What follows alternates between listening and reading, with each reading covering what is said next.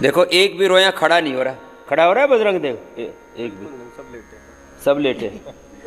नहीं तो जरा सी ठंड होते हैं ना, सब ऐसे रोंगटे खड़े हो जाते हैं। ये ऐसी मतलब पक्की बात है। फिर भी लोग बाबा जी ठंड लग रही है, अरे ठंड लग रही है। तो क्या करो, एक और बता रहा हूं। ठंड से बचना है तो एक और उपाय बता रहा हूं, बड़ा जबरदस्त। यह काकड़ा सिंगी, जोर से बोलो, क्या है बोलो?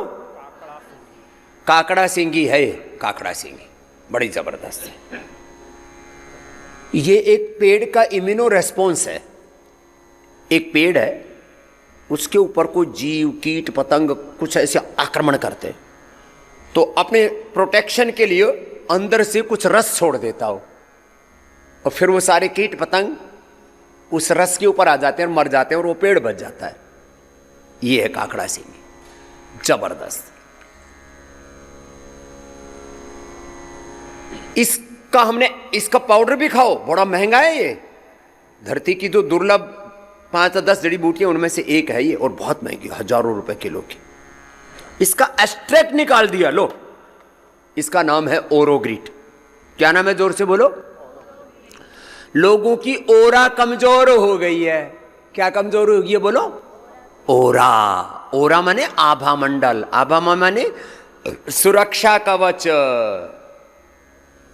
ये ओरोग्रिट हमारा सुरक्षा कवच है। क्या है? जोर से बोलो। ओरोग्रिट क्या है? सुरक्षा कवच। तो जिनके हाथ पैर ठंडे ठंडे सीढ़े सीढ़े रहते हैं, जिन परिवारों में सर्दी जुकाम बुखार ऐसे थोक में रहता है, उधर से माँ बापों की गंगा बह रही है, इधर से बच्चों की भी गंगा यमुना सरस्वती, माने दोनों बहते हैं, तो ऊपर से आंख से भी आंसू आते हैं, तो त्रिवेणी चालू हो जाती है। और या 2.5 घंटे से ऐसे नंग धड़ंग बैठे हुए, और नाक से कोई एक बूंद भी पानी नहीं पड़ रहा। कुछ तो जब देखो तब सड़कते ही रहते हैं, सनक को सड़कते रहते हैं। क्यों? नाक बहती रहती है, सनक चलती रहती है। ऐसे भी सन की और इधर भी सन की। तो जिन परिवारों में बहुत ज्यादा सर्दी जुकाम बुखार कमजोरी और हाँ ठंडक, और बार बार ये जब प्रॉब्लम होती है ना, तो फिर उनको ऑटोइम्यून डिजीज की संभावना रहती है। तो जिन भी परिवारों में 3 चीजें हैं, जिनकी वात या कफ की प्रकृति है और बार बार सर्दी जुकाम बुखार होता है, बार बार गला खराब होता है, फेफड़ा और गला रुंध जाता है, उनके लिए। दूसरा, जिनके भी परिवार में किसी को भी ऑटोइम्यून डिजीज है, SLE, एवियन, HLB27, MND जैसे बीमारियां हैं, वो ले लेना, नहीं तो वो ऑटोइम्यून डिजीज तुम्हें भी कभी भी हो सकती है। एक बहुत बड़ा सिद्धांत है जीवन का, सबके शरीर में सब रोग पैदा होने की संभावना है। क्या बोला? बोलो। सबके शरीर में सब रोग पैदा होने की संभावना है। किसी के भी परिवार में ऑटोइम्यून डिजीज है, और खतरनाक बात कैंसर है, और बचना है तो ओरोग्रिट खा लो पहले से ही। ओरोग्रिट, ये नाम याद रख लेना। अपनी ओरा, ये अंग्रेजी का शब्द है, ओरा हिंदी का क्या शब्द है? आभा मंडल। अपना सुरक्षा कवच जीवन का मजबूत बनाना है, ये ब्रह्मास्त्र है ओरोग्रिट। बहुत दिनों से मैंने बताया नहीं था, तो इसलिए आज थोड़ा विस्तार से बता रहा हूं। ये ओरोग्रिट जो खा लेंगे, उनको फिर सर्दी जुकाम बुखार वात दोष कफ दोष और ऑटोइम्यून डिजीज और कैंसर छू न पाएगा। यह है प्रिवेंशन ऑफ कैंसर, यह है प्रिवेंशन ऑफ ऑटोइम्यून डिजीज, यह है प्रिवेंशन सर्दी जुकाम बुखार का। कुछ तो ऐसे ही ठुठुरते ही रहते हैं जब देखो तब। और थोड़ा कोहरा सा हो जाए, आज थोड़ा कोहरा का कोहराम सा मचा है, इसलिए हमने बताया। वैसे कोहरा होने पर ठंड कम लगती है, हमको तो लग ही नहीं रही। ये हमको 10 बार खोद मार चुका है, बाबा पहन लो पहन लो।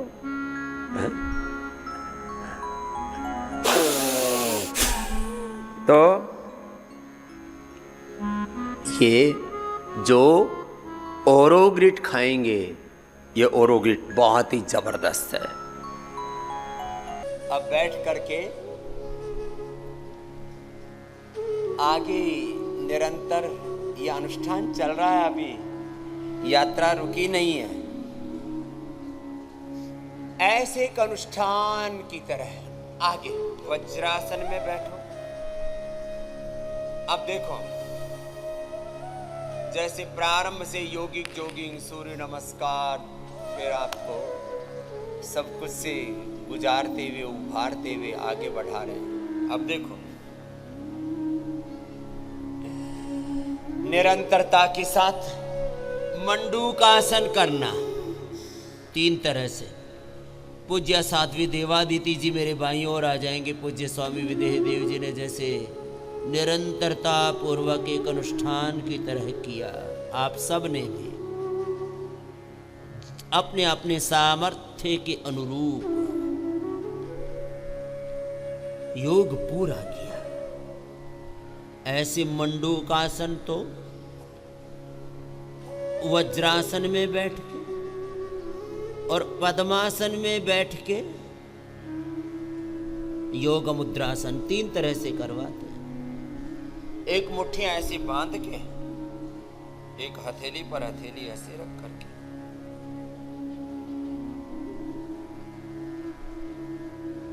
और एक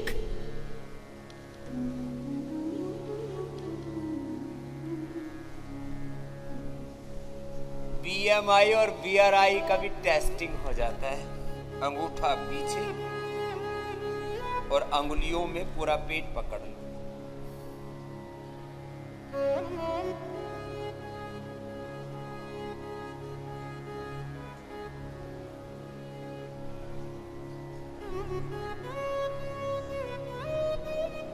अब ये करने के लिए तो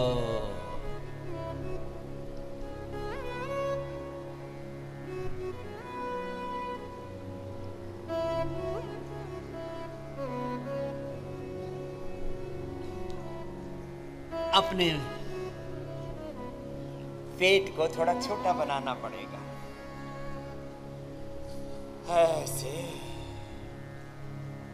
वज्रासन में, मंडूकासन, पद्मासन में ऐसे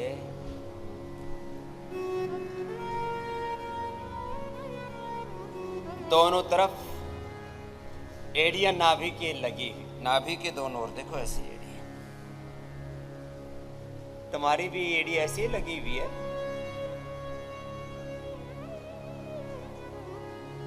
पीछे से पकड़ के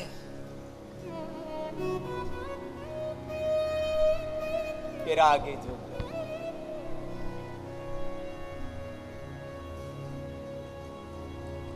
ऐसे माथा या थोड़ी जमीन पर टिका दे।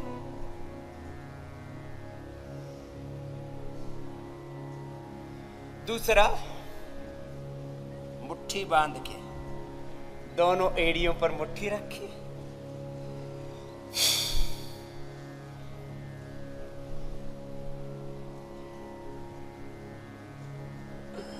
पूरा पेट अंदर धस गया और थोड़ी जमीन पर टिक गई। अब इसके लिए थोड़ा आहार पर संयम चाहिए। जो किलो के हिसाब से राशन पाड़ते हैं, जिनका राशन पर ध्यान ज्यादा है, उनसे आसन कैसे बन पाएगा। इसलिए राशन पर ध्यान कम दो, आसन पर ज्यादा दो। भोजन पर ध्यान कम दो, भजन पर ज्यादा दो। प्रभु के वंदन पर ज्यादा ध्यान दोगे तो ही तो तुम्हारे बंधन कटेंगे। चलो, किया तुमने ऐसे थोड़ा चैलेंजिंग हो रहा है। पहले ये एड़ी नहीं झिलती, यही इतना ही करने पर यहां अटक जाते हैं, यही अधर पधर है। मुट्ठी और लगा दी तो कैसे बात बने। लेकिन अब बात बनेगी, तुम अपना पुरुषार्थ पूरा करो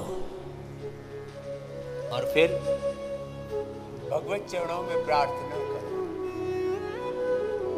एक दिन सारे रोग मिटेंगे, दुख बंधन क्लेश विकार मिटेंगे। चलो लगातार करना अभी।